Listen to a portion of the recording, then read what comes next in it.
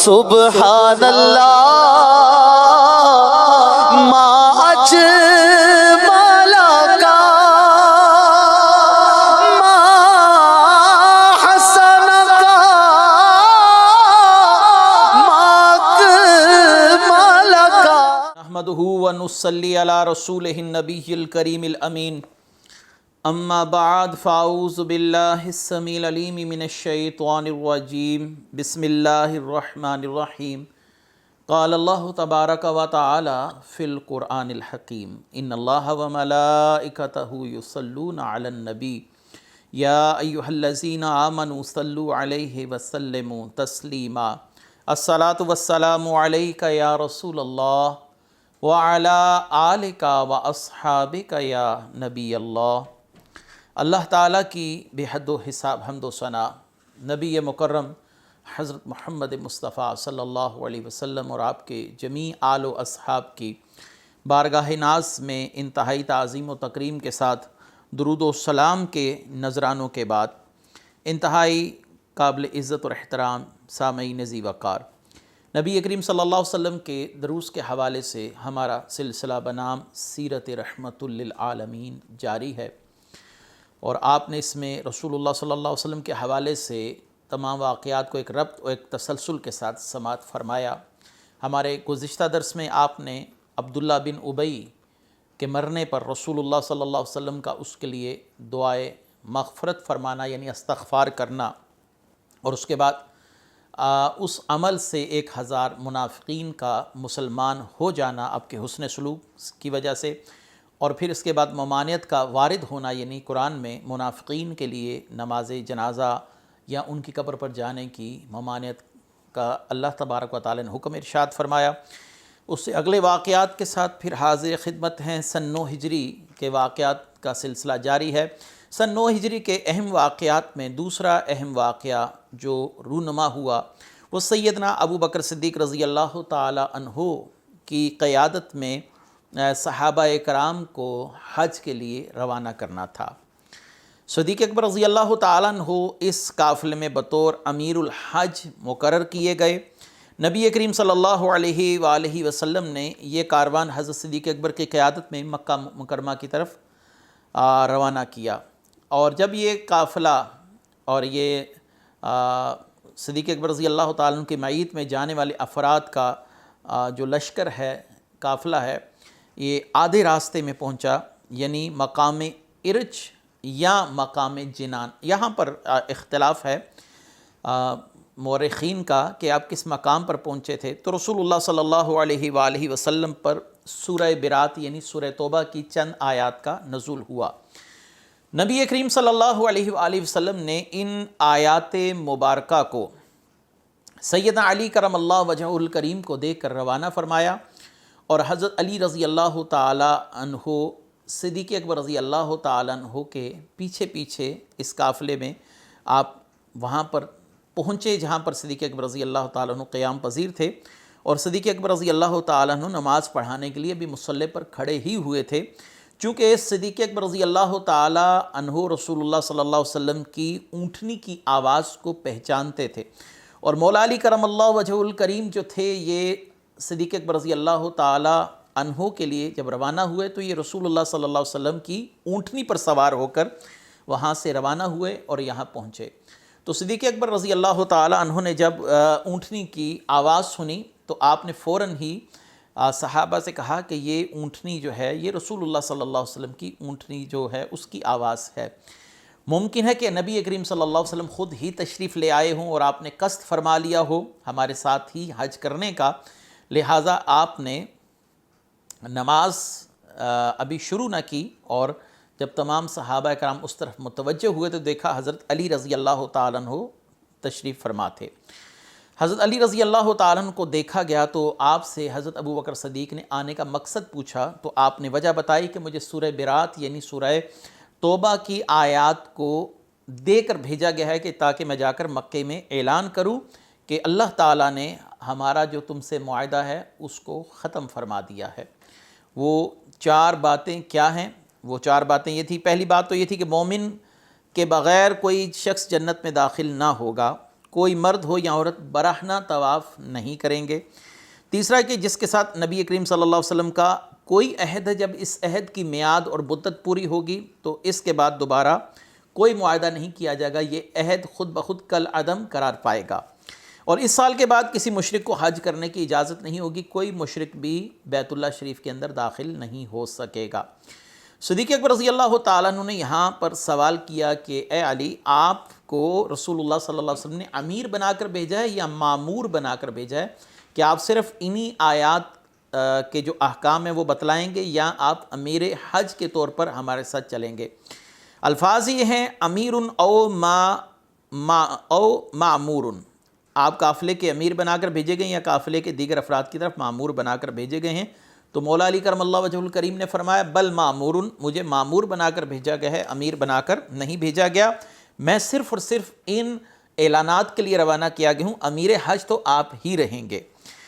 اور نبی کریم صلی اللہ علیہ وآلہ وسلم کے مولا علی کرم اللہ وجہ الکریم کو بھیجنے کے حوالے سے روافظ بہت اہم یہاں پر مسئلہ اٹھا لیتے ہیں کہ رسول اللہ صلی اللہ علیہ وسلم نے حضرت ابو بکر صدیق کو معزول کر دیا تھا، اور جو شخص امیر حج ہونے کا اہل نہ ہو تو اس کی خلافت کی اہمیت کیا رہ جاتی ہے، اس کو خلیفہ وقت کیسے مقرر کیا جا سکتا ہے، اس کو امیر المومنین کیسے تسلیم کیا جا سکتا ہے جس میں امیر حج ہونے کی صلاحیتیں ہی نہ ہو، رسول اللہ صلی اللہ علیہ وسلم نے اس کو معزول کر دیا ہو۔ تو یاد رکھیے یہ بالکل سفید جھوٹ ہے کہ رسول اللہ صلی اللہ علیہ وسلم نے سیدنا ابو بکر صدیق کو معزول کیا تھا، یہ بالکل ہی سفید جھوٹ ہے۔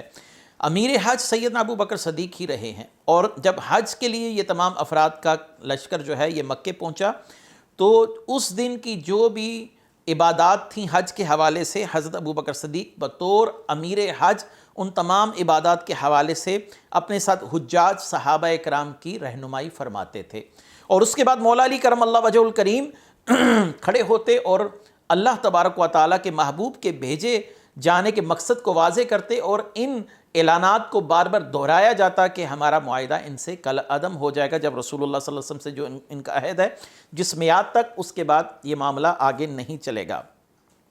دوسرا یہ ہے کہ مولا علی کرم اللہ وجہ الکریم نے خود فرما دیا مجھے امیر نہیں معمور بنا کر بھیجا گیا ہے، اور جتنے دن بھی یہ افراد وہاں پر رہے ہیں مکہ شریف کے اندر تو مولا علی کرم اللہ وجہ الکریم نے حضرت ابو بکر صدیق رضی اللہ تعالیٰ عنہ کی ابتدا میں ہی نمازیں پڑھی ہیں۔ یہ سماعت فرما لیجئے وقد کان علی رضی اللہ تعالی عنہ یصلی خلف ابا بکر الی ان راجع الی المدینہ، صدیق اکبر رضی اللہ تعالی عنہ ہی کی اقتداء میں مولا علی کرم اللہ وجہ الکریم مدینے واپسی تک نمازیں ادا کرتے رہی، یعنی مولا علی نے خود بھی اس بات کو ظاہر کر دی اپنے عمل سے کہ میں ابو بکر صدیق کو امیر حج ہی مانتا ہوں، صدیق اکبر کو کوئی معزول نہیں کیا گیا تھا۔ صدیق اکبر رضی اللہ تعالیٰ عنہ کے دل میں یہ خیال ضرور تھا کہ ان آیات کے حوالے سے اعلان کرنے کا مجھے حکم دیا جاتا، تو یاد رکھیے کہ یہاں پر حضرت علی رضی اللہ تعالیٰ عنہ کو بھیجنے کی وجہ کیا رہی، یہ بات بھی اہم ہے، اس کو سماعت فرما لیجئے۔ عرب کے اندر جب کسی معاہدے کو کالعدم کرنا مقصود ہوتا تو وہ شخص خود جاتا جو اس معاہدے کرنے میں خود شامل تھا، یعنی جس نے معاہدہ کیا ہوتا تھا، یا اس کا کوئی قریبی خونی رشتہ دار اس معاہدے کو کالعدم کرنے کا اعلان کرتا۔ خود رسول اللہ صلی اللہ علیہ وسلم چونکہ تشریف نہیں لائے تھے، اور مولا علی کرم اللہ وجہ الکریم رسول اللہ صلی اللہ علیہ وسلم کے داماد بھی ہیں، چچا زاد بھائی بھی ہیں، رسول اللہ صلی اللہ علیہ وسلم سے آپ کی قربت ایک خاص مقام ہے، تو آقا کریم صلی اللہ علیہ وسلم نے اس لیے مولا علی کرم اللہ وجہ الکریم کو روانہ کیا تھا۔ یہ وجہ نہیں تھی کہ آپ کو حضرت ابو بکر صدیق رضی اللہ تعالیٰ عنہ کی صلاحیتوں پر کوئی شک تھا یا ان کو امیر حج ہونے سے معزول کر دیا گیا، یہ تمام کے تمام باتیں سفید جھوٹ ہیں، اور صدیق اکبر رضی اللہ تعالیٰ عنہ پر اعتراض لانا یہ حقیقت سے جہالت پر مبنی گفتگو ہے۔ اس کے بعد اہم واقعہ کیا کہ نجران کی طرف حضرت خالد بن ولید رضی اللہ تعالیٰ عنہ کا روانہ ہونا۔ رسول اللہ صلی اللہ علیہ وسلم نے 10 ہجری ماہ ربیع الاول میں سیدنا خالد بن ولید رضی اللہ تعالیٰ عنہ کو 400 مجاہدین کا سالار بنا کر نجران روانہ کیا، اور ساتھ یہ نصیحت کی گئی کہ ان لوگوں کو 3 مرتبہ اسلام کی دعوت دی جائے، اگر وہ اس دعوت کو قبول کر لیں تو پھر ان کے ساتھ کسی قسم کا جھگڑا یا کسی قسم کی لڑائی نہ کی جائے اور ان کے ساتھ جنگ نہ کی جائے، اور اگر وہ 3 بار اسلام قبول کرنے کی دعوت کے بعد بھی اسلام کو قبول کرنے سے انکار کر دیں تو پھر ان کے ساتھ جنگ کرنے کی اجازت ہے۔ اہل نجران چونکہ نصرانی تھے یعنی عیسائی تھے اور حضرت عیسیٰ علیہ السلام کی شریعت پر عمل پیرا تھے، حضرت خالد بن ولید رضی اللہ تعالیٰ عنہ وہاں پر پہنچے تو آپ نے انتہائی حکمت عملی سے چھوٹی چھوٹی ٹولیاں بنا کر اپنے افراد کی یعنی لشکر کی مختلف آبادیوں کی طرف روانہ کی اور سب کو اسلام کی دعوت دی۔ اور یہاں پر جو اچھی بات رہی وہ یہی رہی کہ بغیر کسی خون خرابے کے یا بغیر کسی جنگ کے ان لوگوں نے اسلام قبول کر لیا۔ حضرت خالد بن ولید رضی اللہ تعالیٰ عنہ رسول اللہ صلی اللہ علیہ وسلم کے حکم کے مطابق کچھ عرصہ وہیں پر رہے، ان لوگوں کو دین اسلام سکھایا، بنیادی عقائد کی آگاہی دی، قرآن مجید کی صورتیں یاد کروائیں، اور رسول اللہ صلی اللہ علیہ وآلہ وسلم نے ایک خط تحریر فرما کر حضرت خالد بن ولید کو روانہ کیا کہ آتے وقت اپنے ساتھ نجران کے افراد کا ایک وفد بھی ساتھ لیتے ہیں۔ لہٰذا جب حضرت خالد بن ولید رضی اللہ تعالیٰ عنہ واپس لوٹتے ہیں مدینہ میں تو اپنے ساتھ نجران کے ان افراد کا وفد بھی ساتھ لے کر آتے ہیں جو ابھی نو مسلم ہیں، جنہوں نے دین عیسائیت کو ترک کر کر اسلام قبول کیا۔ نبی کریم صلی اللہ علیہ وسلم نے ان سے چند سوالات فرمائے ہیں۔ وہ کیا ہیں کہ جب تم کسی پر غالب آتے تو تمہارا رویہ کیا ہوتا؟ انہوں نے کہا یا رسول اللہ صلی اللہ علیہ وسلم، ہم متفق اور متحد ہو کر دشمن کے خلاف لڑتے تھے اور ہم کسی پر ظلم نہیں کرتے تھے۔ آپ صلی اللہ علیہ وسلم نے فرمایا تم سچ کہتے ہو، اور اس قبیلے پر قیس بن حسین رضی اللہ تعالیٰ عنہ کو امیر مقرر کیا گیا۔ اور بنو حارث بن کعب کا وفد جب اپنے علاقے میں واپس آ گیا تو مشکل سے 4 مہینے ہی گزرے تھے، رسول اللہ صلی اللہ علیہ وسلم کا وصال ہو گیا۔ یعنی اس واقعے سے رسول اللہ صلی اللہ علیہ وسلم کے وصال کا جو دورانیہ ہے وہ 4 ماہ ہے۔ اس واقعے کے 4 ماہ کے بعد رسول اللہ صلی اللہ علیہ وسلم کا ظاہری وصال مبارک ہوا۔ اسی سال بڑا اہم واقعہ رسول اللہ صلی اللہ علیہ وسلم کے بیٹے حضرت ابراہیم رضی اللہ تعالیٰ عنہ کی وصال کی صورتحال ہمیں مورخین کی کتابوں سے نظر آتی ہے، اور یہ اہم واقعہ ہے۔ 10 ہجری میں حضرت ابراہیم رضی اللہ تعالیٰ عنہ کا وصال ہوا۔ اس وقت ان کی عمر مبارک 16 ماہ تھی، یعنی 1 سال 4 ماہ، آپ 1.5 سال کہہ سکتے ہیں۔ اور نبی کریم صلی اللہ علیہ وسلم گھر میں داخل ہوئے تو آپ صلی اللہ علیہ وسلم حضرت عبد الرحمن بن عوف کا سہارا لیے ہوئے تھے اور آپ صلی اللہ علیہ وسلم کے آنسو زار و قطار بہہ رہے تھے۔ حضرت عبد الرحمن بن عوف نے کہا یا رسول اللہ صلی اللہ علیہ وسلم، آپ ایسی صورتحال میں ہمیں رونے سے منع فرماتے ہیں جبکہ آپ خود گریہ فرما رہے ہیں۔ تو آپ صلی اللہ علیہ وسلم نے فرمایا یہ آنسو رحمت کی نشانی ہے، جو کسی پر رحمت نہیں کرتا اس پر رحمت نہیں کی جاتی۔ میں لوگوں کو بین کرنے سے منع کرتا ہوں، یعنی چیخو پکار کرنا، اپنے چہرے کو نوچنا، اپنے سینے پر ہاتھ مارنا، تماچے مارنا چہرے پر، اپنی رانوں پر تماچے مارنا، اور فوت ہونے والے کے لیے ایسی خوبیوں کا بیان کرنا جو اس میں ہو ہی نہ۔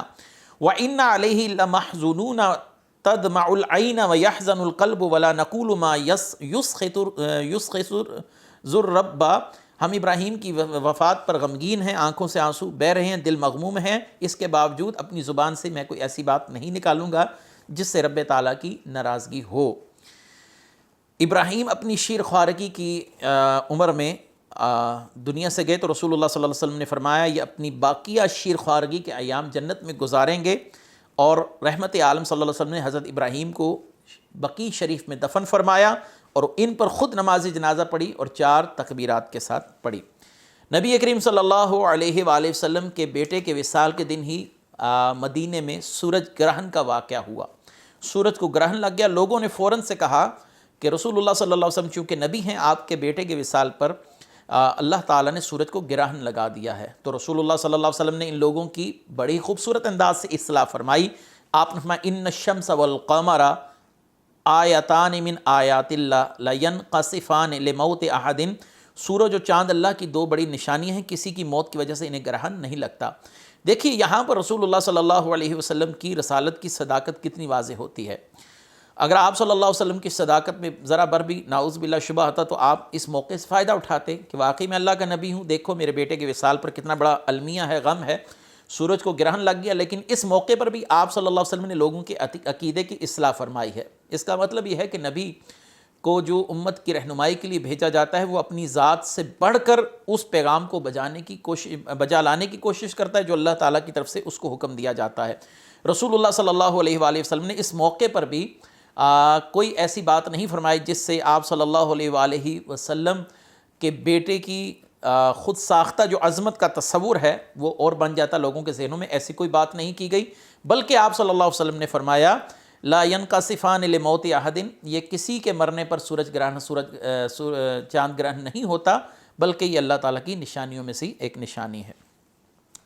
اس کے بعد ابو موسیٰ اشعری اور معاذ بن جبل رضی اللہ تعالیٰ عنہ کی روانگی کا اہم واقعہ جو ہے وہ اس سال میں وقوع پذیر ہوا۔ ابو موسیٰ اشعری عبداللہ بن قیس آپ کا اصل نام تھا، یہ ان لوگوں میں سے تھے جو بہت پہلے ہی ایمان لے آئے۔ حضور صلی اللہ علیہ وسلم نے ان کو زبید اور عدن کا والی بنا کر بھیجا، اور معاذ بن جبل ان 70 خوش بخت انصار صحابہ میں سے تھے جنہیں عقبہ میں بیعت کا شرف حاصل ہوا۔ جب رسول اللہ صلی اللہ علیہ وسلم مکے میں تھے، ابھی آپ نے ہجرت نہیں فرمائی، تو سیدنا معاذ بن جبل نے آ کر مکے میں ہی اسلام قبول کیا تھا۔ بیعت عقبہ کا واقعہ آپ نے تفصیل سے ہمارے دروس میں سن لیا ہوگا۔ اب بدر و احد دیگر تمام غزوات میں رسول اللہ کے ساتھ شامل رہے۔ آپ انصار قبیلے خزرج کے ایک فرد تھے۔ جس وقت آپ ایمان لائے تو اس وقت آپ کی عمر مبارک 18 سال تھی۔ سرور عالم صلی اللہ علیہ وسلم کا ارشاد ہے کہ قرآن کریم سیکھنا ہے تو 4 لوگوں سے سیکھو: ابن مسعود، ابی بن کعب، معاذ بن جبل اور سالم مولا ابو حذیفہ سے۔ حضرت معاذ عہد رسالت میں بھی فتویٰ دیا کرتے تھے۔ اب رسول اللہ صلی اللہ علیہ وآلہ وسلم کی طرف سے آپ کو یمن کا قاضی مقرر کیا گیا، اور آپ کو یمن بھیجنے کے لیے رسول اللہ صلی اللہ علیہ وسلم خود الوداع کہنے کے لیے تشریف لائے، اور ساتھ ہی آپ نے انہیں اپنے وصال کی خبر بھی دی اور فرمایا معاذ اب جب تم آؤ گے اگلے سال تو تم مجھے نہ پاؤ گے اور میری مسجد اور میری قبر کے پاس سے گزرو گے۔ یہ سنتے ہی سیدنا معاذ پر گریہ کی کیفیت طاری ہوئی، لیکن تعمیل ارشاد ضروری تھی۔ یمن روانہ ہوئے، جب واپس مدینہ تشریف لائے تو اس وقت مسند خلافت پر ابو بکر صدیق رضی اللہ تعالیٰ عنہ جلوہ افروز تھے۔ چند روز یہاں پر قیام کیا، پھر دوبارہ شام چلے گئے اور وہیں پر آپ کا وصال ہوا۔ نبی کریم صلی اللہ علیہ وسلم نے آپ کو بھیجتے ہوئے چند نصیحتیں فرمائی۔ اگر تم قرآن سے فیصلہ نہ پاؤ کسی چیز کا تو پھر انہوں نے کہا کہ میں پھر حدیث میں تلاش کروں گا۔ رسول اللہ صلی اللہ علیہ وسلم نے فرمایا اگر حدیث میں بھی اس معاملے کا حل نہ پاؤ تو انہوں نے کہا یا رسول اللہ صلی اللہ علیہ وسلم پھر میں بھرپور کوشش کروں گا اور ذاتی طور پر اجتہاد کروں گا۔ تو نبی کریم صلی اللہ علیہ وسلم نے فرمایا میں اللہ کی تعریف کرتا ہوں جس نے اپنے رسول کے قاصد کو اس بات کی توفیق دی جس سے اس کا رسول خوش ہوتا ہے۔ اس کے بعد حضرت ابو ذر غفاری رضی اللہ تعالیٰ عنہ کا مشہور مکالمہ جو کہ سمجھ لے شریعت اسلامیہ کی بالائی ہے، جس کو ہم ملائی کہتے ہیں، یعنی بہت اہم گفتگو ہے۔ ایک روز نبی کریم صلی اللہ علیہ وسلم کو ابو ذر غفاری نے مسجد میں تنہا پایا تو رسول اللہ صلی اللہ علیہ وسلم سے چند سوالات کیے۔ وہ سوالات کیا ہیں؟ بڑے ہی خوبصورت سوالات ہیں۔ آپ نے فرمایا اللہ کے نزدیک سب سے پسندیدہ عمل کون سا ہے؟ نبی کریم صلی اللہ علیہ وسلم نے ارشاد فرمایا اللہ تعالیٰ پر ایمان لانا اور اس کے راستے میں جہاد کرنا۔ دوسرا سوال ہے کہ کس مومن کا ایمان زیادہ کامل ہے؟ رسول اللہ صلی اللہ علیہ وسلم نے ارشاد فرمایا جو اخلاق حسنہ سے مزین ہو وہ زیادہ کامل ہے۔ پھر سوال ہوا مسلمانوں میں افضل کون ہے؟ آپ نے فرمایا جس کے ہاتھ اور زبان سے دوسرے مسلمان محفوظ رہیں۔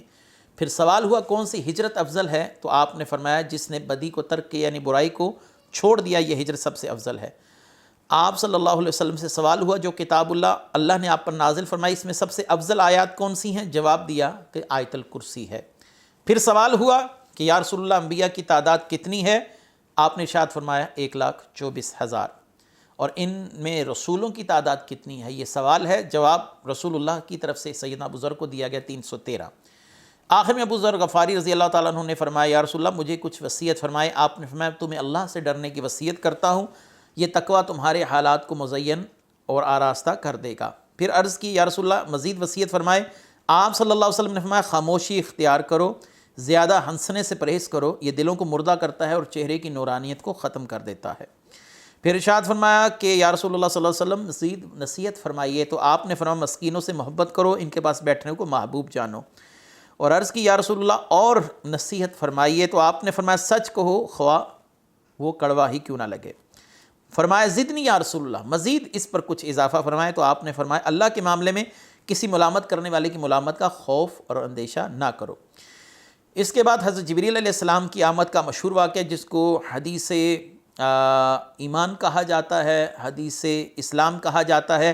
حضرت جبریل ایک سفید لباس میں نوجوان کی صورت میں رسول اللہ صلی اللہ علیہ وسلم کے سامنے تشریف فرما ہوئے اور سوال کیا مجھے خبر دیجئے اسلام کیا ہے؟ رسول اللہ صلی اللہ علیہ وسلم نے اسلام کی تعریف بیان فرمائی۔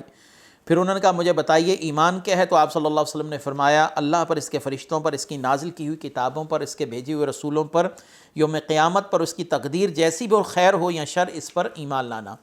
اور پھر آگے قیامت کی نشانیوں اور احسان کے متعلق سوال ہے، مشہور حدیث ہے، انشاءاللہ اگر ہم نے کبھی بخاری شریف کا درس کیا تو پھر اس میں تفصیل کے ساتھ اس طویل حدیث پر گفتگو کی جائے گی۔ اس کے بعد حضرت جبریل علیہ السلام تشریف لے گئے تو رسول اللہ صلی اللہ علیہ وسلم نے فرمایا کہ اے عمر، یہ جبریل تھے جو تمہیں دین سکھانے کے لیے آئے تھے۔ اسی سال حضرت علی المرتضیٰ کرم اللہ وجہہ الکریم رسول اللہ صلی اللہ علیہ وسلم کے محبوب صحابہ میں محبوب شخصیت حضرت علی بن ابی طالب کو ماہ رمضان 10 ہجری میں یمن کی طرف روانہ فرمایا گیا۔ حضرت علی 300 سواروں کے ساتھ عازم یمن ہوئے، یمن کی طرف سفر فرمایا۔ یمن کی حدود میں داخل ہوئے تو اپنے شاہ سواروں کو چھوٹی چھوٹی ٹولیوں میں منقسم کیا اور ان لوگوں کو دعوت اسلام دی۔ ان لوگوں نے اسلام قبول کرنے سے انکار کیا اور ان لوگوں کے ساتھ پھر دست بدست لڑائی ہوئی اور صحابہ کرام غالب آئے اور یہ لوگ جو تھے یہ اپنا ساز و سامان چھوڑ کر بھاگ گئے۔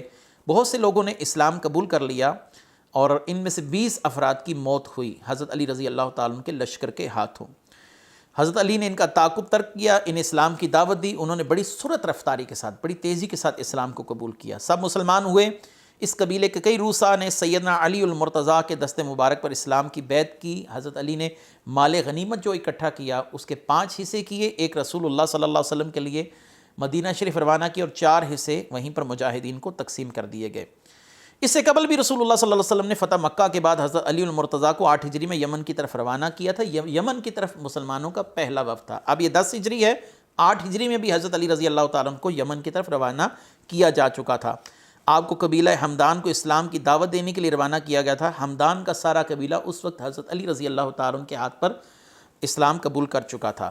حضرت علی رضی اللہ تعالیٰ عنہ نے اس وقت سن 8 ہجری میں ہمدان قبیلے کے اسلام لانے پر رسول اللہ صلی اللہ علیہ وسلم کو خط لکھ کر یہ خوشخبری سنائی تھی، تو رسول اللہ صلی اللہ علیہ وسلم نے اللہ تبارک و تعالیٰ کا شکر ادا کیا اور سجدے میں گر گئے۔ اتنی کثیر تعداد میں لوگ مشرف با اسلام ہوئے اور دل کی عطا گہرائیوں سے اللہ کا شکر ادا کیا اور آپ نے سجدے سے سر اٹھایا اور فرمایا السلام علی حمدان، قبیلہ حمدان کے تمام خاندان پر سلامتی ہو۔